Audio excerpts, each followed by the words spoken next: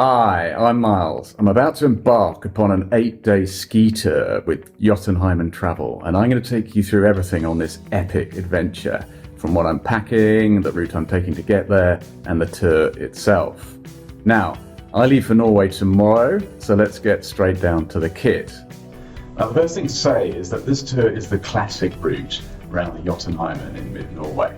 And the classic tour sticks to the Jotunheimen Plateau, so we're going to take in all the amazing scenery and the best huts, but without actually doing any of the peaks. And so the best ski for that terrain is a lighter Norwegian ski, which Jotunheimen Travel are going to be providing. So we'll cover all of that when we meet the guys tomorrow. What I got to do is to get all of this kit into a 65-litre backpack.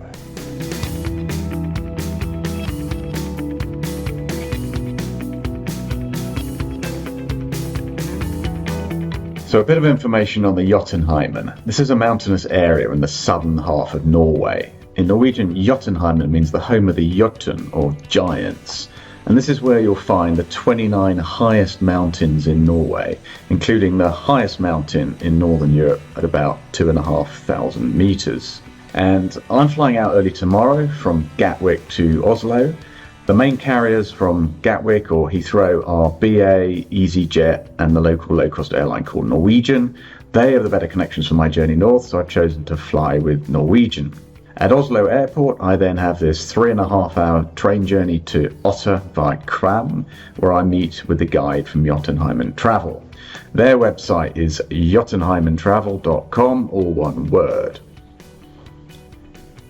And then from Otta, there's an 1.25-hour drive to the first hut called Glitterheim, where the tour starts. So, arrived in Oslo.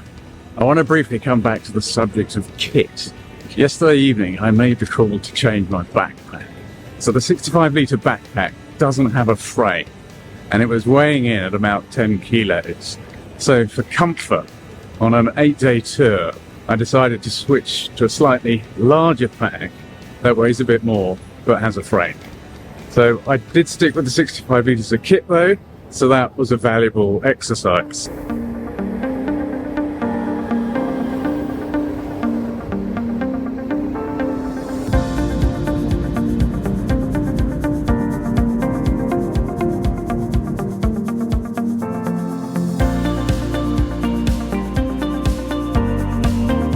So this morning our guide told us there's a change of plan.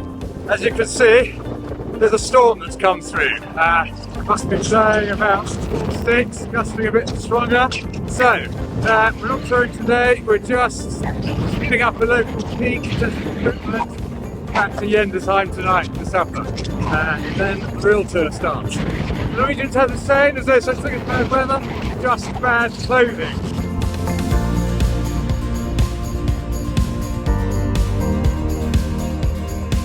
Okay, good job. Thank you, Simon. That was a lovely little intro to our tour. Test the equipment, test the weather.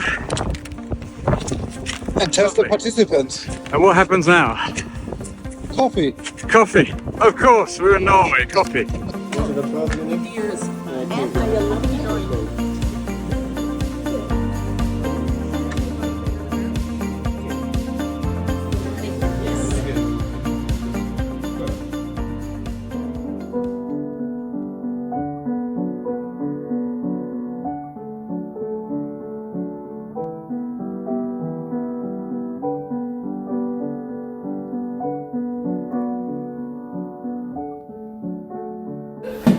And today we're going all the way up to Glitterheimen, and this is around 21 kilometers.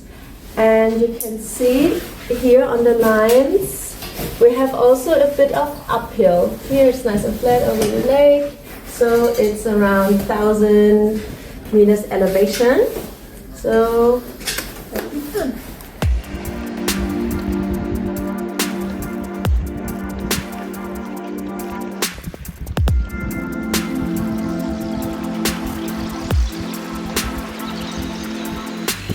Just done a gentle ski up to the top of a little hill and down the other side, And this is our lunch spot for the day next to this lake. How beautiful is this? And there's the team on that little dry rock.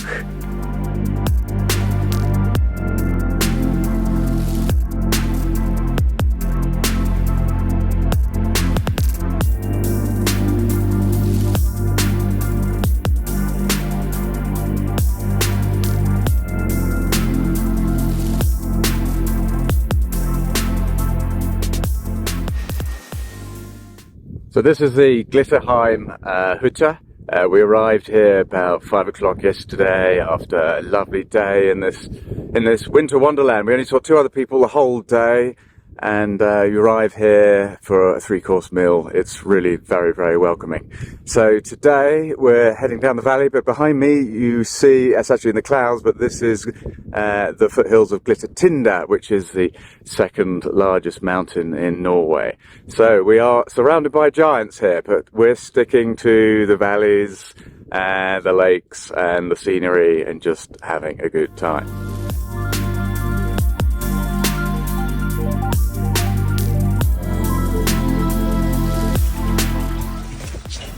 Yay!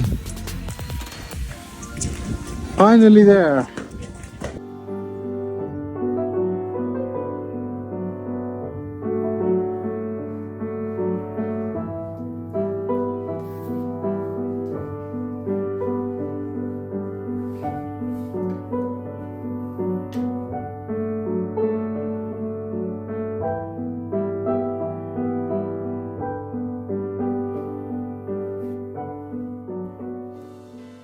In the far background is the Spiterstulen Hütte. We arrived late yesterday afternoon. Every touring day is different here and always an adventure. Yesterday started out in sunshine on the plateau at Glitterheim, and then the wind picked up, so we formed a column and snaked our way to the top of this valley behind me. For much of the day today we're going to be following this river up this valley, slightly uphill. So we've all put our skins on this morning and are heading on up. And to the right is that the valley up the Glitterheim.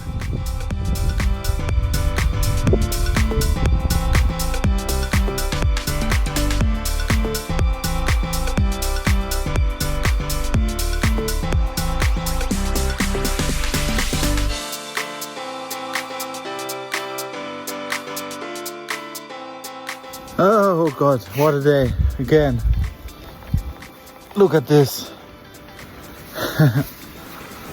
All are really happy about this review. Lizzie, how was today for you? Today was a day. I think it was the prettiest day because I loved walking through the high mountains. There were the highest mountains of Norway and they were covered in snow, so this was just so beautiful. But I think we did also amazing, and the feeling to see the cabin and then arriving here, that's like, yeah, that's the best.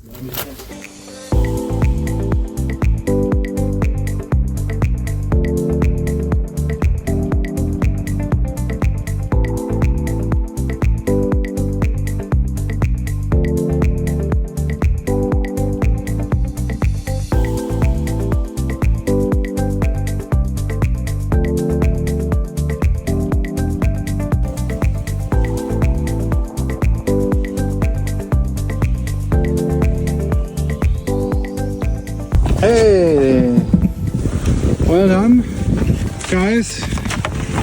This was a cool one. Yeah. Happy?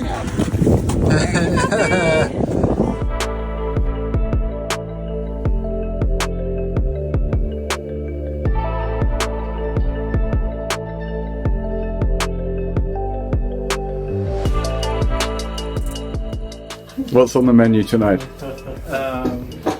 I don't know.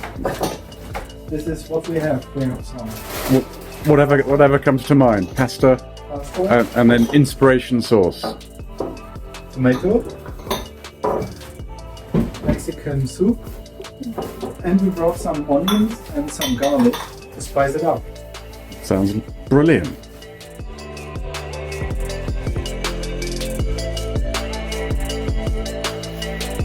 last skiing day. These are prepared. So Simon, this is the last day of our touring. We've had every manner of weather conditions, every manner of snow conditions, but it's been a heck of an adventure. We've stayed at some glorious cabins in this vast Jotunheimen scenery. So I have to ask you the question, because this is your day job. What draws you to the mountains, and specifically the Jotunheimen? It's a long story, but to make it short, I love to be outdoors at any kind of season, you know, summer, autumn, spring, winter, and I deeply fall in love with the north. If you like to be outdoors, then Scandinavia, and for example Jotunheimen, is one of the places to be. So this is what mainly brought me here. Unbelievable! Thank you, Simon. We made it! Thank you. That was a hell of a ride, but we made it! Waffles and beer and tea and everything is calling. Look at these heroes, what a team, what an achievement! Yeah, you bet. Hell of a team. So we just finished the last day of touring. Lots of fresh snow and a gentle snowstorm most of the way, but with a welcome change of the wind being behind us today. Most of the day was spent traversing a high pass surrounded by huge mountains, which one occasionally caught glimpses of when the sun broke through the clouds.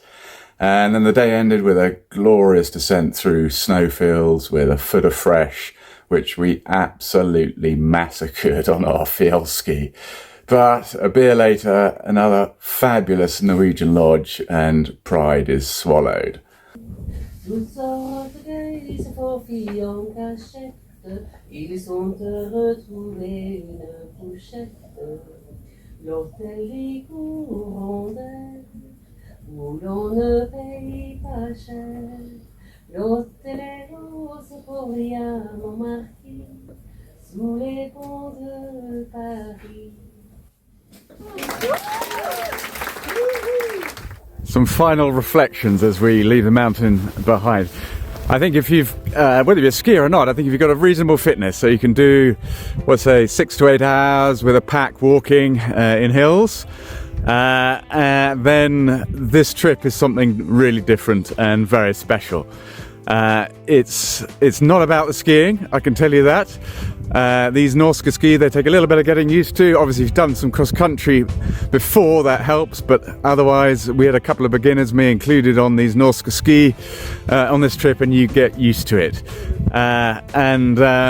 What is an absolute highlight is that you are in some real wilderness, some mountain wilderness that the Norwegians make so completely safe and enjoyable, and the lodges are spectacular and a real treat when you arrive, and I would certainly do it again. What I would say is I find it hard, being a skier, to massacre these downhills, to find it very difficult going downhill on these Norske ski. You've got to zigzag your way down and put thoughts of carving some nice turns out of your mind.